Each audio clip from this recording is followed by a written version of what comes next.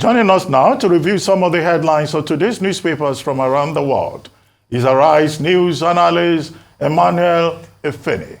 Great Malabite. Good morning, Ruben. Good morning, Rufai. Bless you, sir. Do I say welcome? Ayo. Well, you are welcome. Good morning, you know where I'm coming from. Now we start the review with this day Nigeria's newspaper of record. The lead story there. Yes, NPA. Nigeria will save $326.89 billion from agreement with INTELS. Yes, INTELS, the company once almost synonymous with Atiku Abubakar.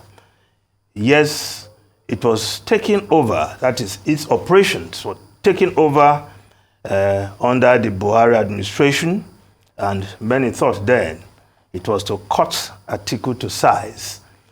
But Atiku said he has since sold off his investment in that enterprise. But now the government has reached an agreement with INTELS to return, for INTELS to continue with its piloting activities.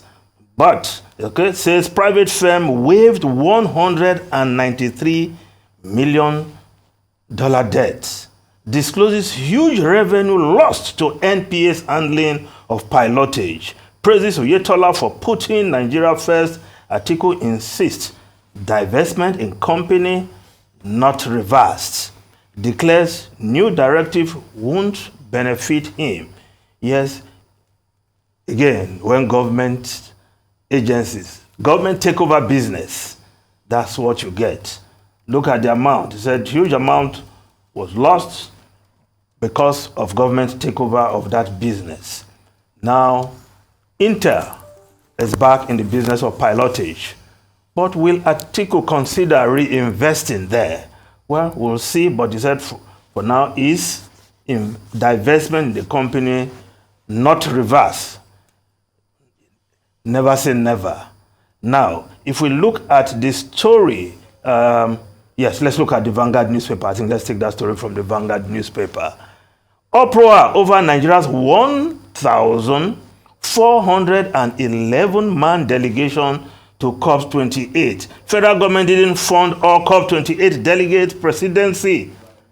Obi, Labour Party blast Tinubu, say high delegation waste of taxpayer money. PDP demands roll call costs incurred by federal government delegates.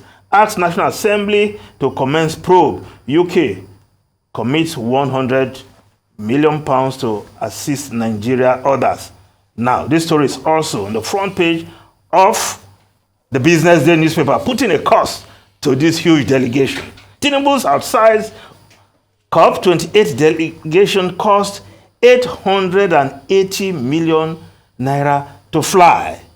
Many on delegation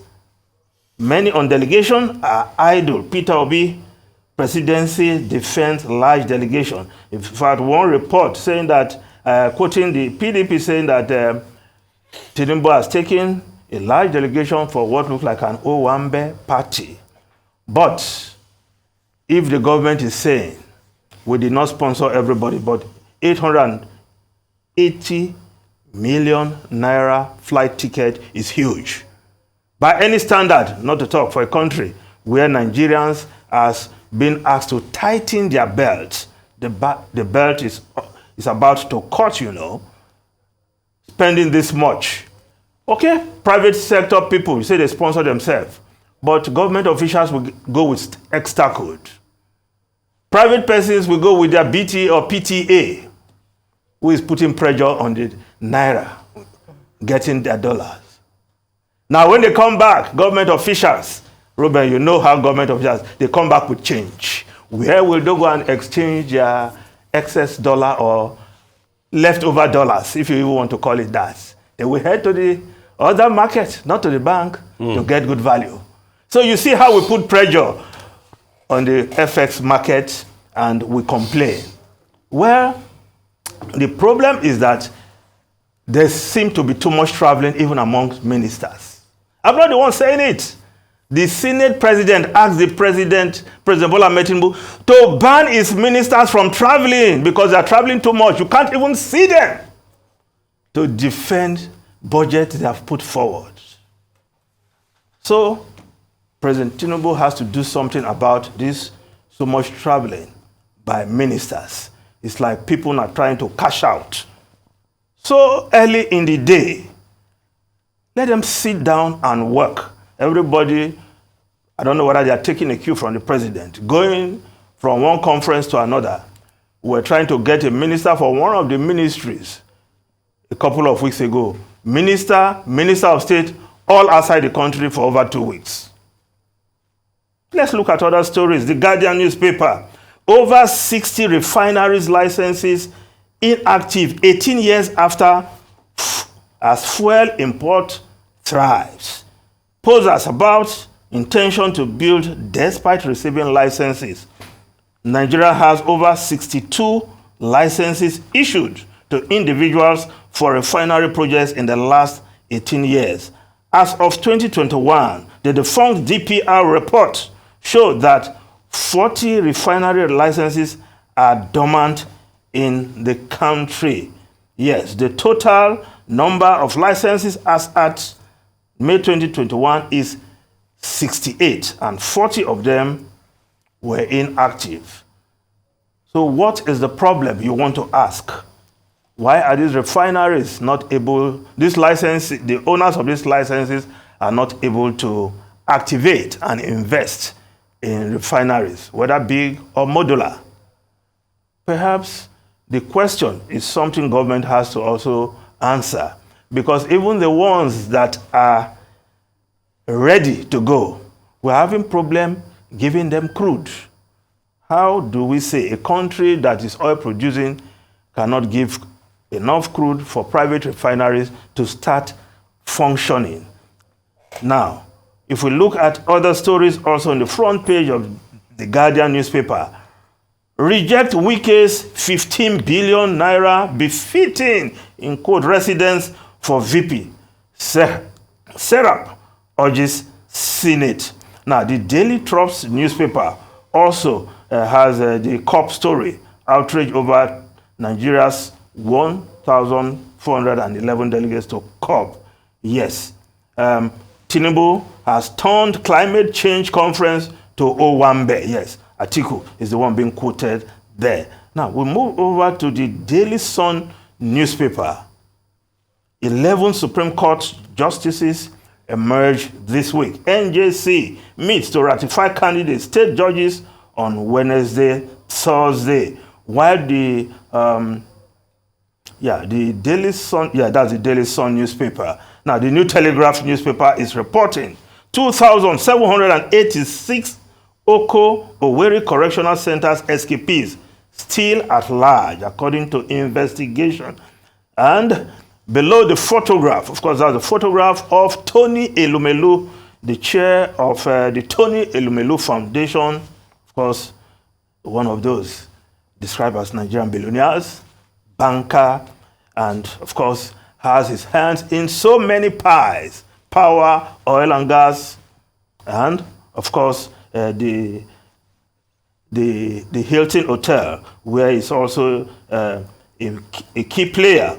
Now, the story under that photograph, Jakpa, U.S. Embassy under pressure as 150,000 Nigerians seek visa. Spare time for the needy. Aisha Babangida begs Nigerians. That's another story on the front page of the New Telegraph newspaper. The Nation newspaper, Senate House ready to pass Budget 2024 before December 31. Federal lawmakers invite ministers, heads of agencies, security chiefs, others. I hope the ministers will make themselves available to defend their budgets. Now, the Daily Independent newspaper also reporting about the budget. Weak Naira FX volatility may impede 2024 budget execution. Analysts see further widening of budget deficit. Worry over increase in cost of servicing external debt. If we just go back to the Business Day newspaper, there's a story there I think we should just look at. Yes, the Business Day newspaper. Yes, beside the lead. El-Rufai plans $100 million venture capital in private sector return. Yes, Nasiru, as President Obasanjo used to call him, or Nasir El-Rufai, former governor of Kaduna State, who missed out in the ministerial appointments, and perhaps missed out in what would have come out as a controversial ministerial screening. Yes, is out. Is not going anywhere. It's in the country, and is planning a $100 million venture capital in the private, in what the Business Day call a private sector return. And this venture capital for startups and will be in the Nigerian tech ecosystem. I like politicians who have second occupation, second address, if you will. El-Rufai not in government, but he's gone back to the private sector, according to this report. Of course, he came from the private sector in what he described as accidental, yes, his accidental foray into the public service. He did well, it was controversial, and of course, say what you like, El-Rufai, a first-class brain. Now he wants to put his act to work in the private sector where he came from. Now, I just thought we should know, we should let the world know where El-Rufai is so that we don't start looking for El-Rufai. He's busy putting together a venture capital worth $100 million for startups. Now, the Blueprint newspaper, how wet lease aircraft put Nigeria aviation industry on edge, investigation. Now, the Abuja Inquirer, Wike terminates 85 billion naira affordable housing project, described contract as ridiculous, to review all housing agreements. Now, the foreign newspapers quickly. I start with the Times of London. Economy pays heavy price as UK gets fatter. Calls for junk food curbs. The job market feels strained.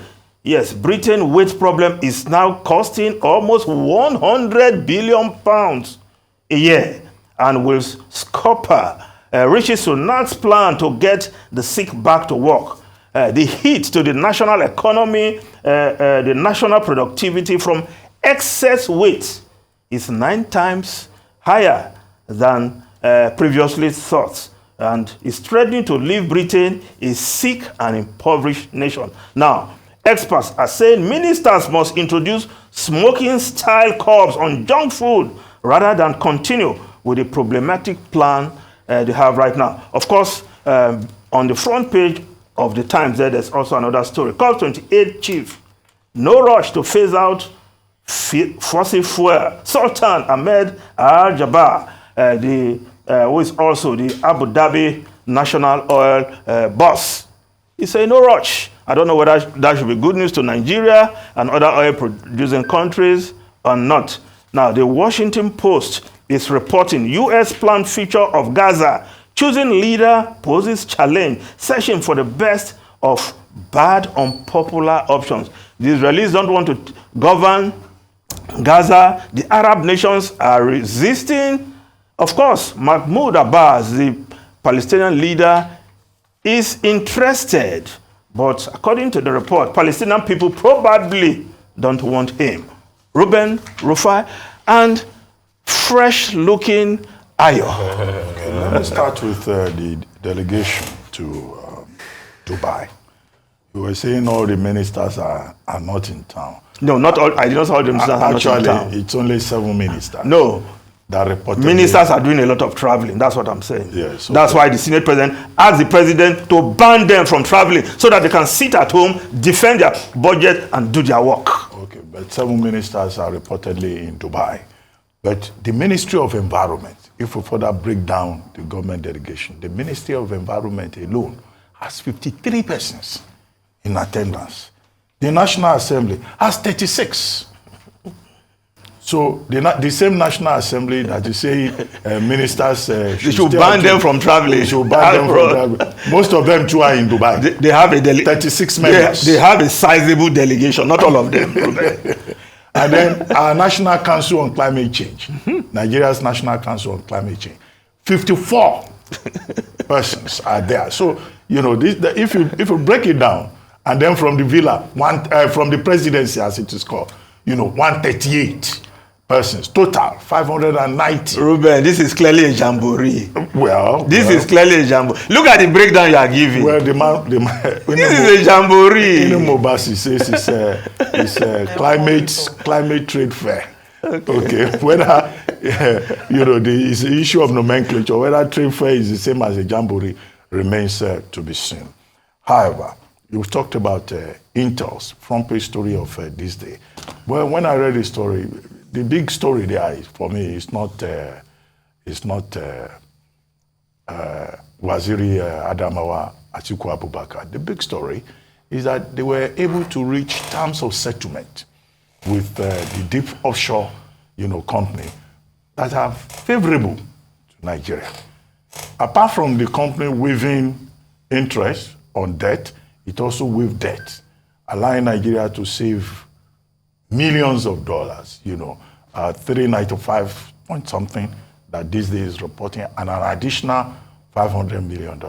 So, I mean, the fact that they were able to resolve this is the reason stakeholders are praising the minister, you know, the Minister of Blue and Marine Economy, for being able to resolve this.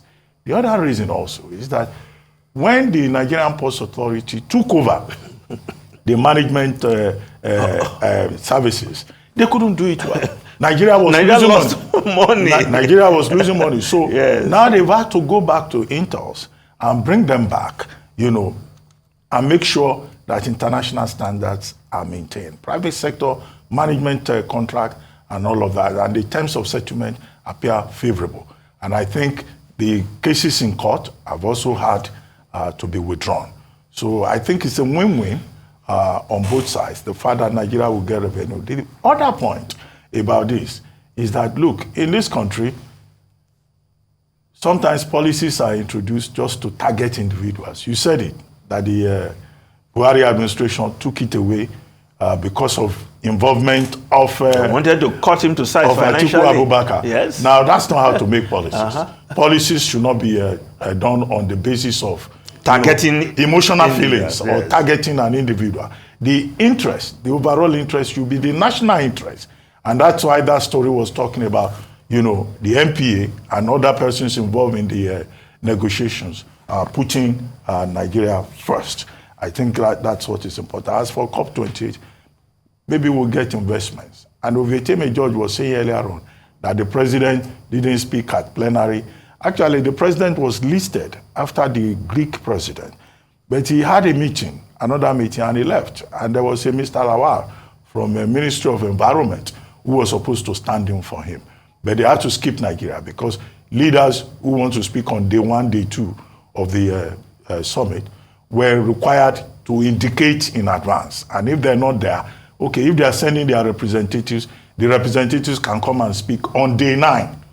So the president rushed off to attend another meeting, then didn't bother to come back. There was a statement from the president. You are not speaking like a presidential spokesman. No, just to clarify it, because Ovieteme went on and on. President to speak at plenary, rushing to another meeting. He went to a meeting, then he had another meeting with the Chancellor of Germany, Olaf Scholz.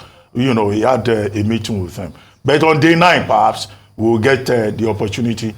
Maybe the president will go back, or the representative will speak, which is on day 9. For me, I just want Nigerians this morning to please just imagine, with our climate change jamboree, how much we have put in the UAE economy. Yeah. At a point in time when we say we are very broke. If close to $1 billion is on flights alone, how about ESTA code money? I don't know how much the minister gets by ESTA code, but I know if it's going to be more, it can be probably a little less than $1,000 an accommodation. So I just want us to marinate in your head how much we've put in the UAE economy.